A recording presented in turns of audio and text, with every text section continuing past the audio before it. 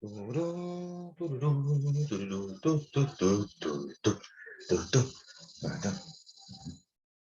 Sí, Bonnie, Francisca, Mateo, mire, mire, ¿quién más llegó? Francisca Bowler, Bonnie, Francisca, ya. Llegaron de nuevo, qué bonito. Ya, perdón, me estoy comiendo una galletita así como de desayuno, con un café.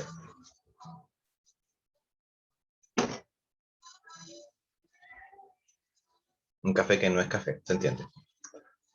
Cristian, Hernán, Catita, Jorge, Matías, Tomás, ¿me falta alguien? No, ya iban entrando de a poquitito. Ya. Ah, volvimos. Hello.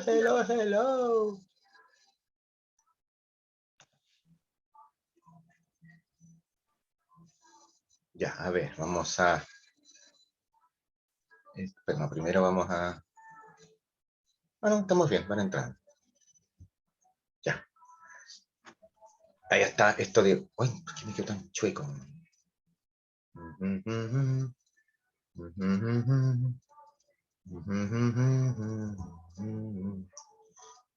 Ya, entonces así puedo ver y me dice lo que están admitiendo. Ya. Estaba yo peleando con lo de la iglesia. Eh, existe esta división en la iglesia católica, como te explicaba, hasta el día de hoy. Incluso fue mucho más notorio y se produce mucho más el quiebre eh, durante la dictadura, ¿ya? Donde tienes tú el cura de población, no sé, pues el cura Mártir, Mariano Puga, pensando en André Yarlán y otros curas muertos incluso en esa época, eh, comparado con otros curitas más de TVN, Hacer Misa el Domingo, curas que eran militares, Florencia Infante, o sea, una serie de nombres que vienen a la memoria ahora y que se mantiene esa división hasta el día de hoy, en donde tú puedes ver claramente curas que opinan una cosa, curas que opinan otra. Y como te decía, hace unos 10 años atrás, esto era súper importante porque la Iglesia Católica era una institución súper influyente, ¿ya? Y por lo tanto, dentro de los protagonistas de los cambios sociales, las reformas sociales o todo lo que fuera social, económico y tuviera relación con los trabajadores, la Iglesia Católica era una voz importante por sus organizaciones. Eh, Sin embargo, yo creo que todos los acontecimientos ocurridos en la Iglesia Católica en los últimos años han hecho que esta institución prácticamente desaparezca del cuadro de cosas influyentes. Ustedes ven desde octubre, desde mucho antes, que hay se habrán podido dar cuenta de que hay una completa ausencia de la Iglesia Católica en todo lo que sea el proceso que vive este país, desde octubre, el estallido social, la constituyente, la votación, o sea, absolutamente ausente, porque en realidad fue tan fuerte el golpe que sintieron por los casos de pedofilia y sobre todo por, no tanto los casos de pedofilia, sino cómo después se descubre que institucionalmente son una institución que encubre y esconde casos de pedofilia que ellos conocían súper bien, pero que prefirieron quedarse callados. Eso ya fue como lo que más mató su prestigio como protagonista del proceso. Entonces hoy día podemos hablar de que ya en su tiempo fueron influyentes, en su tiempo fueron importantes, en su tiempo algo dijeron, pero en estos tiempos presentes como que ya el protagonismo de ellos murió. Ya no, mira, no, sería bien difícil que un cura dijera algo sin que uno pudiera después decirle, ¿qué venía a hablar vos, pedófilo? Tal, pues, aunque no lo fuera, pero ya es como mucho el desprestigio. Y por lo tanto, de ahí se entiende la ausencia de la iglesia en todos estos procesos que en nuestro país y en general en el planeta, hay muchos procesos que se viven y la iglesia está bien ausente porque es mejor quedarse calladito.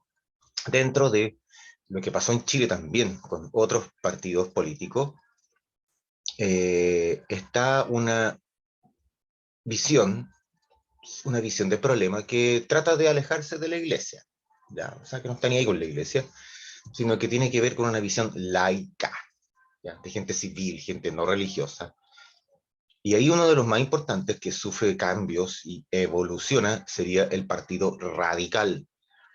Quiero que recuerden bien ese nombre porque el Partido Radical fue uno de los partidos o el partido político más importante de Chile durante muchos años, al punto de ser un partido de gobierno en 3 periodos seguidos a mitad del siglo XX. Entonces, claro, hoy día son como un club de viejos jubilados, es una cosa extraña, pero es un partido súper importante y en esta época de principios del siglo XX, este Partido Radical tiene una especie de reflexión interna, ¿ya? Mira, el Partido Radical es un partido formado por mucha gente profesional, clase media, eh, dueño de pequeño negocio, algo así como el pequeño burgués, ¿ya? Pequeño empresario, gente que en general tenía una visión bien conservadora, bien como, no sé si llamarlo, no sé si llamarlo derechista o muy como no estaba ni ahí con los problemas, ¿ya? Hay huelga y cosas, ay, no me hablen de eso, mejor es trabajar, mejor es trabajar. Pero, y esa postura, así como de no mezclarse con las cosas y más bien quedarse con el lado empresarial, y porque ellos, la mayoría también eran pequeños empresarios, estaba representada por un caballero que se llamaba Enrique MacIver. MacIver, le dicen también. No es MacGyver, no es el de la serie, no. Se me cayó el carnet. MacIver. Te escribe así, MacIver. Hay una calle en Santiago que se llama así, MacIver.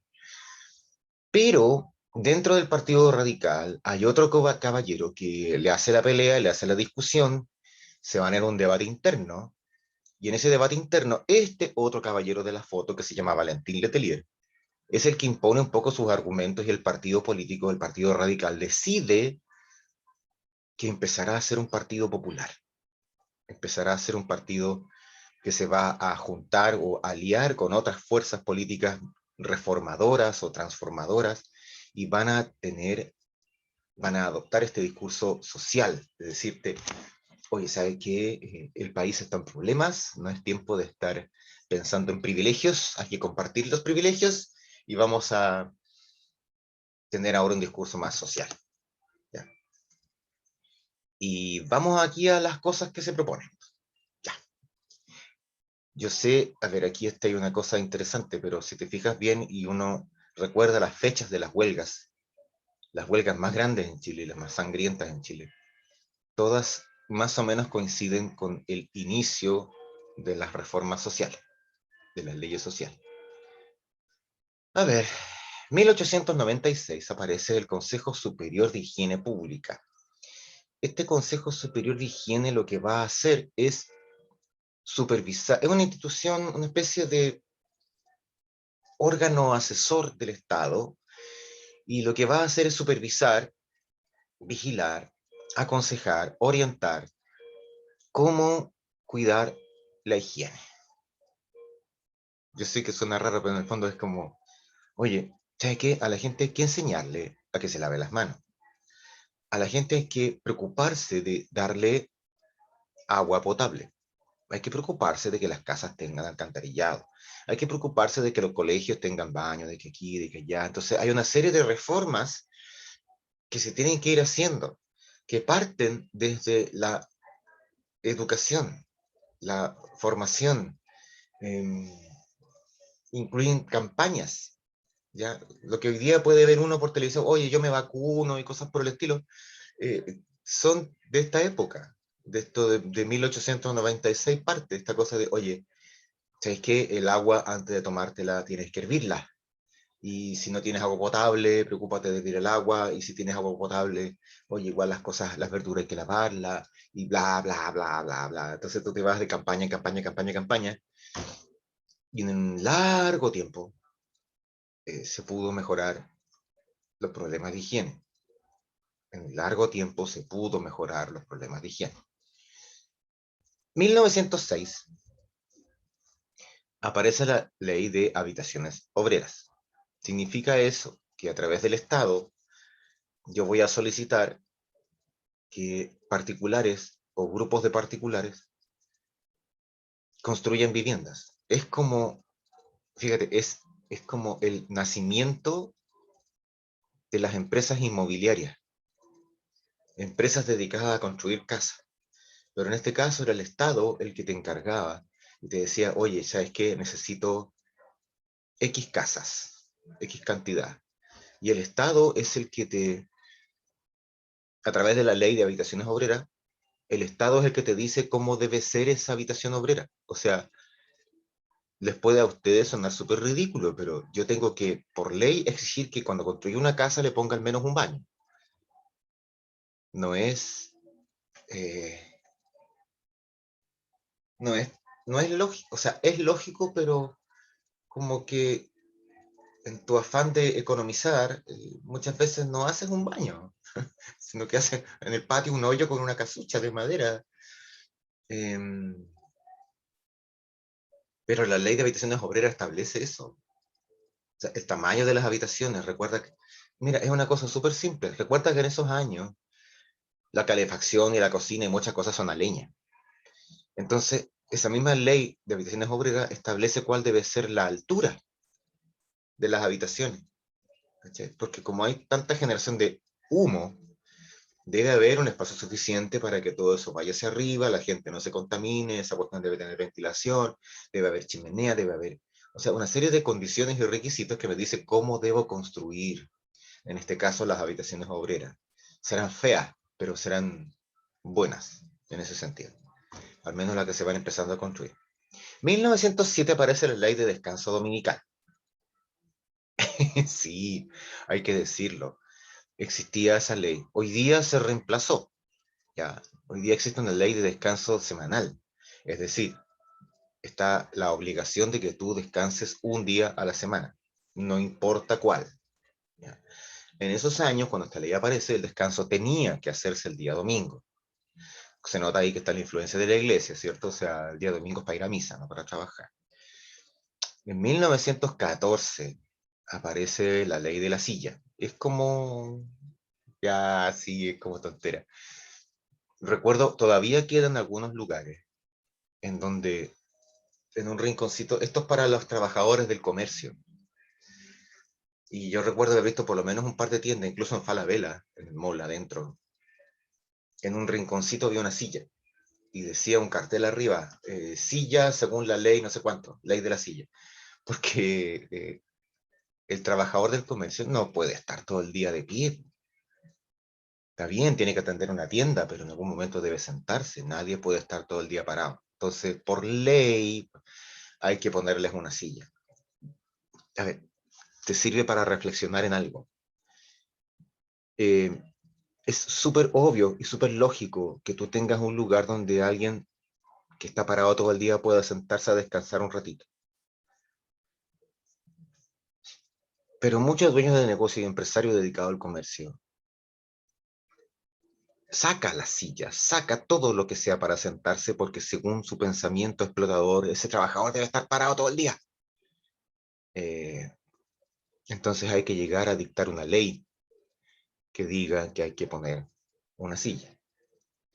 Es como pasaba antes para que se cache bien en los tiempos modernos. Um, siempre te decía, es que esa persona tiene que estar trabajando a la intemperie, no sé, pues, como temporero, recogiendo fruta o lo que sea. Hay muchos trabajos que se deben realizar a la intemperie. Y, y el patrón te va a decir, bueno, anda a trabajar nomás, pues sí que tanto, si no es problema mío, pero ¿sabes qué, patrón? Es que el sol está súper fuerte, hay 40 grados, nena, y el sol, y los rayos solares, los rayos UV, y el cáncer de piel, y a mí que me importa, no trabajar nomás, pues. Entonces, tuvimos como país que sacar una ley que dijera que a todos los que trabajan a la intemperie, el jefe, el patrón, el empleador, debe proporcionarles sombrero tipo, como le dicen, legionario, de esos que tienen cosas para taparse el cuello por atrás, protector solar y lentes. Tu empleador debe darte eso. Si no, pregúntale a un profesor de educación física, que también hacen trabajo afuera. El empleador debe proporcionarles sombrero con alerón, legionario para tapar la nuca, protector solar y lentes para sol. Es algo súper obvio, pero hay que hacer una ley para que eso que es obvio sea exigible. ¿Okay? 1917 aparece la ley de sala cuna. Esto es maravilloso. Eh, bueno, depende. Si lo ves desde el punto de vista de la guagua, a lo mejor no, pero la sala cuna está creada para que puedan trabajar las mujeres. Eh, a ver, esto es súper discutible, ¿ya? Porque yo creo que si en una casa cualquiera se pudiera vivir bien con el trabajo de una sola persona, sería bueno. Y que el otro se dedicara a la crianza. Comúnmente en Chile ese rol siempre lo desarrolló la mujer. Ustedes saben, por sociedad matriarcal, o sea, patriarcal, machista, como quieran llamarla, pero siempre el hombre trabaja y la mujer educa, mantiene el hogar, se la comida, todo ese tipo de roles asumidos históricos. Pero, comenzando el siglo XX, la mujer se está incorporando al trabajo. No tanto porque falten hombres, como en la Europa de la Primera Guerra Mundial, que la mujer empezó a trabajar por la ausencia de hombres, la escasez de hombres, porque estaban en la guerra, porque se terminaban muriendo. Acá en Chile la mujer tiene que salir a trabajar, también por la ausencia de hombres, pero no porque se mueran, sino que porque se arrancan. O sea, es común en la historia de Chile que el hombre siempre aborta. ¿Ya? En Chile el hombre aborta. En general, él es el que arranca, deja a la mujer sola, no, se deshace de los hijos y se va. ¿Ya? Eso es lo común. Por lo tanto, la mujer es la que tiene que salir a trabajar. Y en esa época se dieron cuenta de que había mucha mujer con necesidad de trabajar, pero que tenía ese problema de qué hacemos con los cabros chicos. Entonces, se creó una ley para que todas las empresas de más de X cantidad de mujeres tuvieran un espacio donde las mujeres pudieran dejar a sus niños en el mismo trabajo. Es como decirte, ya voy a la fábrica, voy a la tienda, voy a la que sea, y ahí debe haber un espacio para que todas las que son mamás vayan a dejar a su guagua y alguien se las cuide mientras ellas trabajan.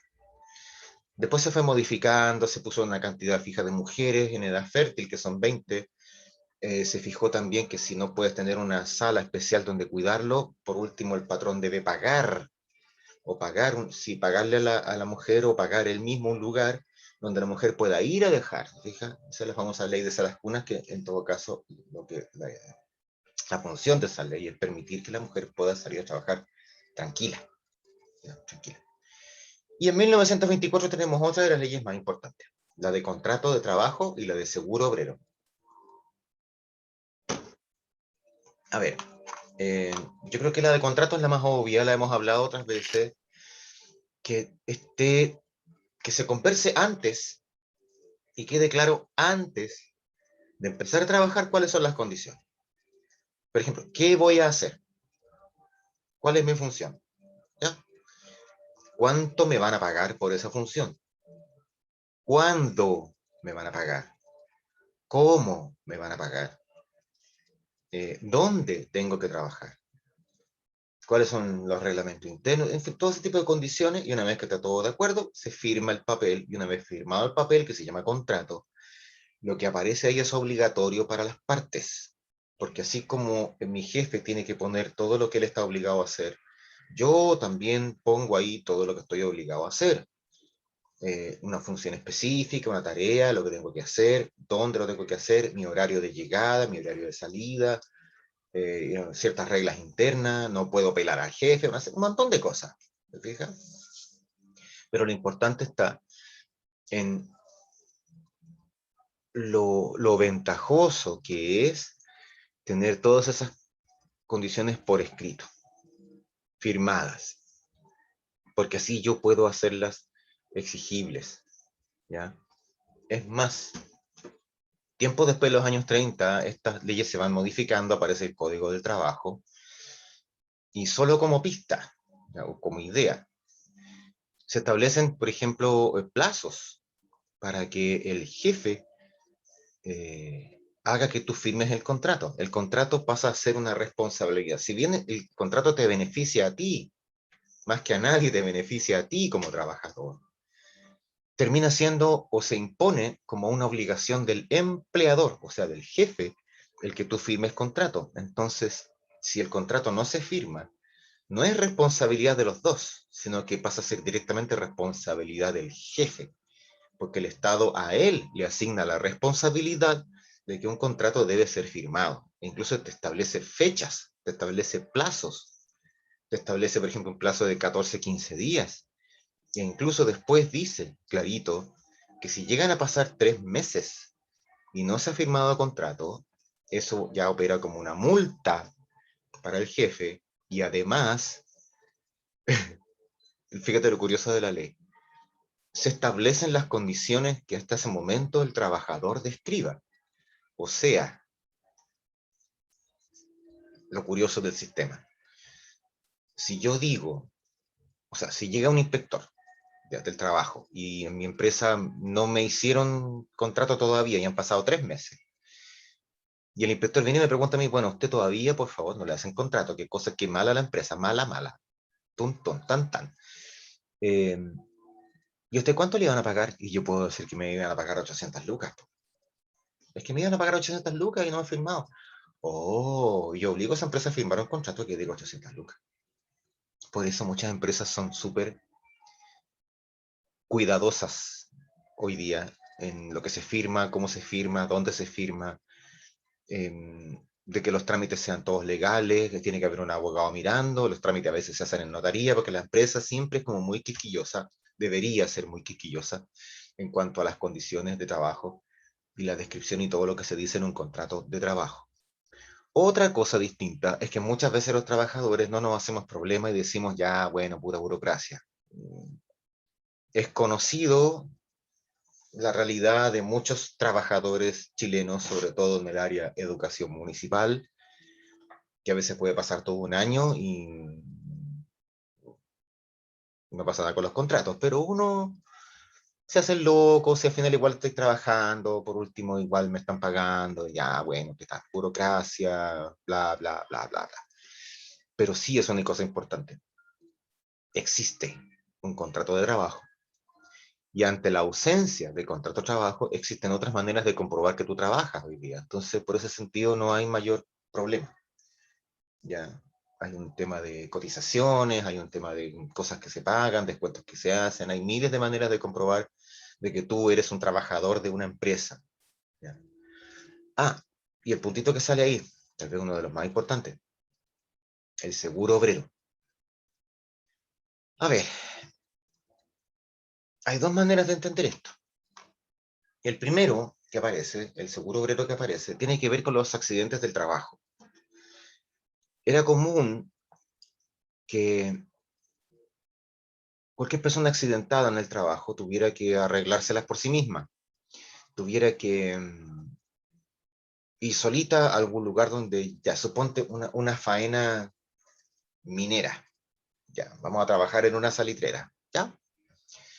Y ustedes saben que ahí hay que usar explosivos para romper la corteza en el desierto y eso deja al aire las capas de nitrato, salitre, y eso hay que llevárselo con pala y meterlo a carretilla, subirlo a lo mejor a un vagón de tren o un vagón que hay que empujarlo a fuerza bruta nomás, lo que sea, pero pueden haber accidentes. Y suponte que a un caballero le cayó una roca de 200 kilos en la pierna y se fracturó. Yo no. Sí, se fracturó. ¡Ah! ¡Qué Pregúntate, dolor! ¿qué tiene que hacer ese caballero? fracturado. Pucha, pagar la operación para que se le pase la pierna y cosas así. Va a tener que ir donde un compositor, que se le llaman, que le va a enderezar los huesos, se lo van a entablillar, tal vez alguien sea amable y le ponga yeso, va a tener que ir a un hospital. Generalmente algunos Ah, hospitales como de cura, o ya son lugares gratuitos, por último se pagan los materiales, pero el asunto es que él no va a poder trabajar. Y el que no puede oh, trabajar no sirve. Entonces a él lo van a despedir. qué mala onda eso. Que Sí, despidan a alguien por pero la que es así, discapacidad. po. Acuérdate que si no Pero hay que contrato mínimo ni lo nada, ni nada que quieren. te proteja, yo, patrón, soy el que pone las condiciones y tú no me sirves. Estás fracturado, no podéis trabajar. No me servís. Que venga Pero otro, que pase el siguiente. que mínimo ejemplo le pague unos pesos para que esté bien hasta que se mejore. Sí, pero en este caso, sonaste. Entonces, ¿cuál es la idea del seguro obrero? La idea del seguro obrero es que tú tengas algún tipo de protección en un caso así. O sea, primero, que no se te puede despedir, porque esto pasa a denominarse accidente del trabajo. Y muchos de nosotros hemos escuchado ese concepto, se lo hemos escuchado a alguien, a un papá, mamá, hermano, a alguien que trabaja, un vecino, lo que sea. Siempre hemos escuchado el concepto ese de accidente del trabajo. O sea, un accidente que te ocurre desarrollando tu trabajo, tus funciones. Y por lo tanto, esta ley de seguro obrero, lo primero que hace es protegerte porque dice que no te pueden despedir. Y lo segundo, pagarte la atención médica, que no salga de tu bolsillo algo tan así como wow, duro. Y lo tercero, protegerte mientras estás en reposo recuperándote. Ya, mira, tenés que estar en cama un mes. Oye, no puedo trabajar durante ese mes, ¿qué voy a comer? Bueno, la idea del seguro obrero es que exista un fondo, porque esa es la idea del seguro, un fondo acumulado que tú, que te pague el sueldo mientras estás reposando. Ahora, ¿dónde está la gracia de este asunto? Que los seguros obreros no los tiene que pagar el trabajador. Los seguros obreros los pagan Claro. las empresas. Entonces, por eso Mm, existen cosas como la Asociación Chilena de Seguridad o el IST o cosas por el estilo que reciben gente cuando han ocurrido accidentes del trabajo y son instituciones que son pagadas por los empleadores. Ojo ahí, muy diferente a lo que son enfermedades y licencias médicas. Nada que ver, es otra cosa. Esto tiene que ver únicamente con los seguros por accidentes del trabajo. Y después se le va a incorporar, en los años 60 me parece, se le va a incorporar el tema de las enfermedades profesionales, que son también otra cosa, nada que ver con las licencias. Una enfermedad profesional es una enfermedad que viene por el trabajo que tú realizas. Suponte, ya, por dar un ejemplo nomás. Los profesores siempre desarrollaban y desarrollan todavía dos enfermedades profesionales en su gran mayoría. Esos son los casos más abundantes. La primera enfermedad profesional es el de nódulos en las cuerdas vocales, porque en una sala de clase con 45 o 50 alumnos metiendo bulla, muchos profesores tienen la costumbre de gritar, alzar la voz para poder ser escuchado.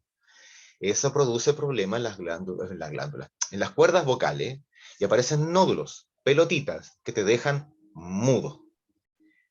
Entonces, ¿qué hay que hacer? Hay que internar, decirle al profe que se quede callado, operarlo, sacarle esas cuestiones y un buen tiempo de recuperación sin hablar. Es una enfermedad que viene por usar la voz, porque eres profesor, habláis todo el día y tenéis que hablar fuerte. Y la otra enfermedad que hoy día no se ve mucho, pero en otros tiempos,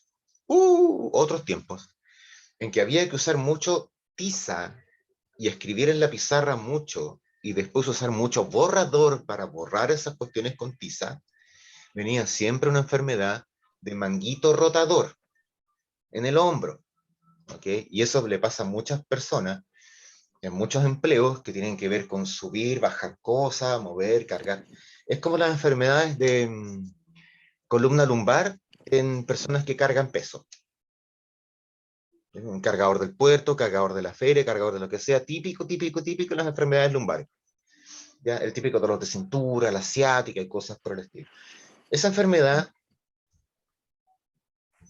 tú no te vas a ir a la ISAPRE, a FONASA, lo que sea, a ver, buscarte algún médico. Tú puedes alegar eso, oye, mi trabajo es cargar cosas, entonces cargar cosas me ha traído esta enfermedad, se llama enfermedad profesional. También entra en lo que se conoció tal vez, con esa cosa del seguro obrero.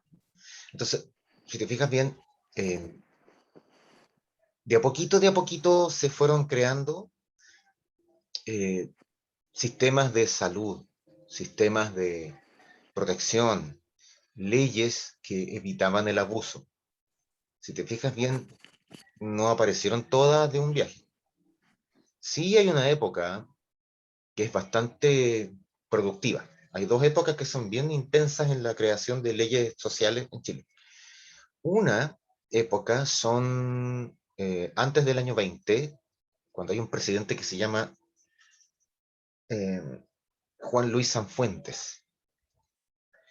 El tipo impulsó muchas leyes sociales porque el tipo se asustó. En 1917, como les mencioné hace un ratito, en 1917 fue la Revolución Rusa y después apareció la Unión Soviética.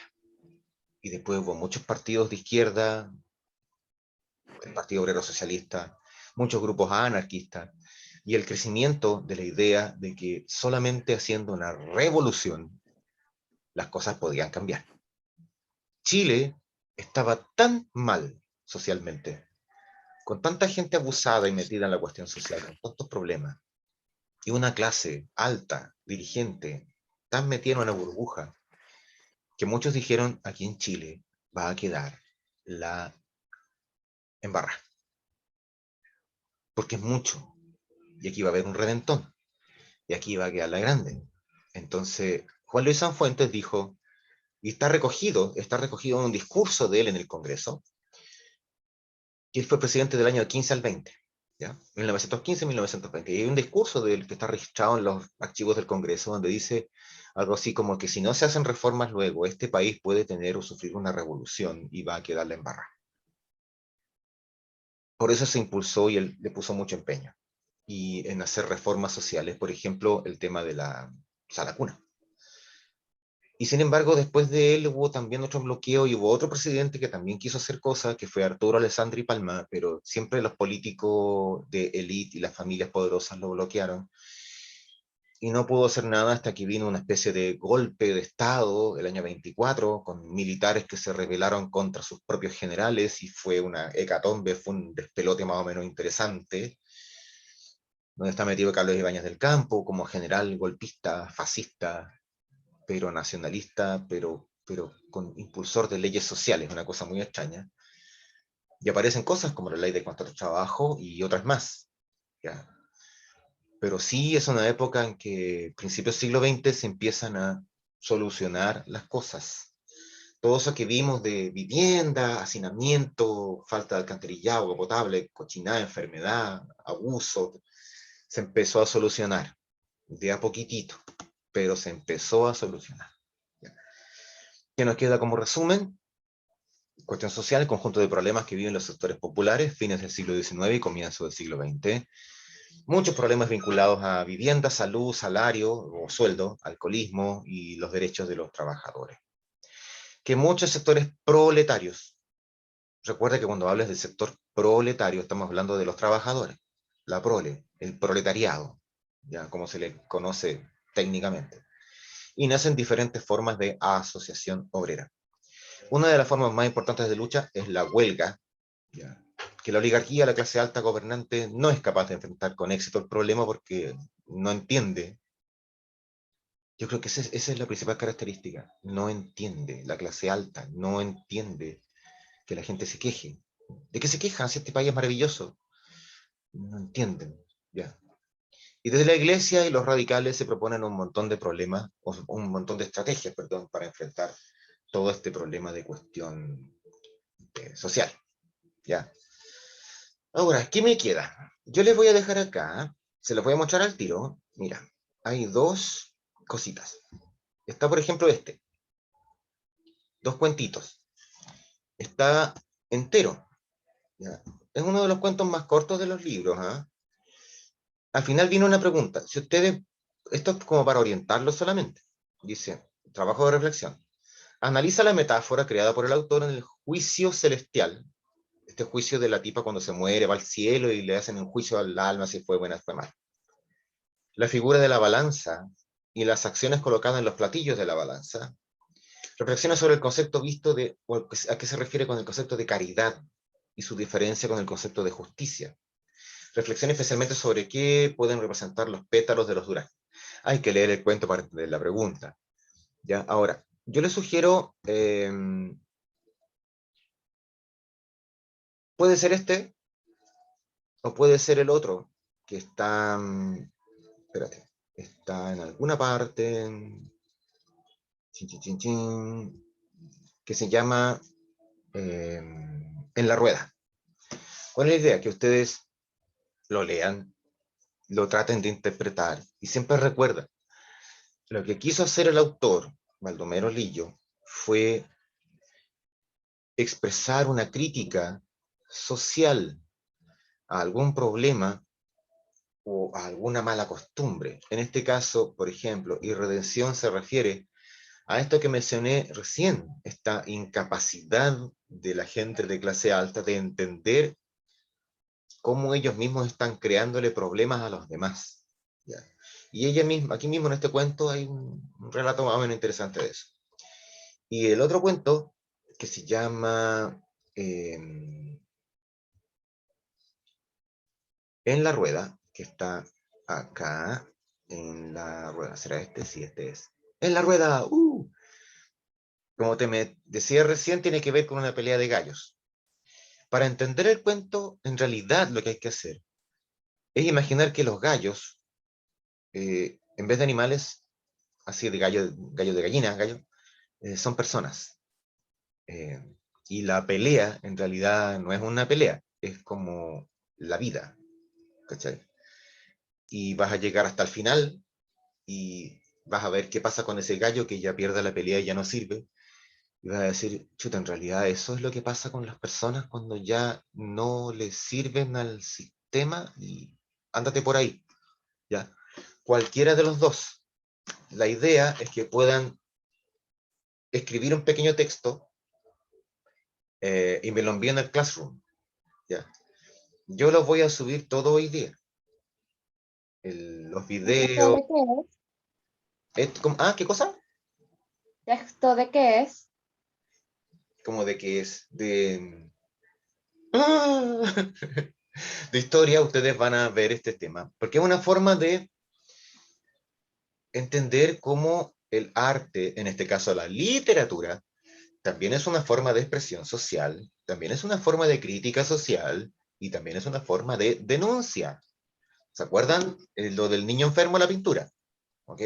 Entonces, a través de la literatura también puedo expresar una crítica a la sociedad que me toca vivir. Oye, mira la mugre de sociedad que tengo, o sea, los problemas que existen y no se atienden, no se solucionan. 1907, imagínate cuando se escribe este librito, el último año de la matanza de la Escuela Santa María, en diciembre. Entonces tú dices, wow, es importante. Cada cuento lo voy a subir, al final viene con las preguntas respectivas. Ustedes escriban nomás, escriban un pequeño resumen. No, no vean esto como un cuestionario con preguntas que responden. No, aquí simplemente hay que escribir un parecer, escribir una opinión. ¿Qué les parece? Cada uno de los cuentos. O sea, perdón, eligen uno. Se los voy a subir también como tarea. Elija uno, solamente uno. Lea usted cuál le gusta más, cuál le parece más, cuál entiende mejor. Y sobre ese usted responde y hace la reflexión que yo le pido al final, que está escrito al final con letra negrita. ¿Ya? Próxima semana. Tienen tiempo para mandarlo al Classroom. Lo mejor que pueden hacer es mandarlo al Classroom, que es más ordenado y queda todo guardado ahí. ¿Ya? Dudas y todo lo demás me lo plantean también en el Classroom. Así que... ¡Ay, menos de un minuto! Ya, será. ¡Ay, chicos! Ya, que les vaya bonito, que les Adiós. vaya bien, se abrigan. Chao, profe. Chaito, Chao, cuídense. profe. Bye. Sí, me Chao. cuido. No, pero- Mañana me toca vacuna. ¡Ah! Ah, se va a morir. Bien, bien, sí, es la segunda. Pero ya, a cuidarse entonces.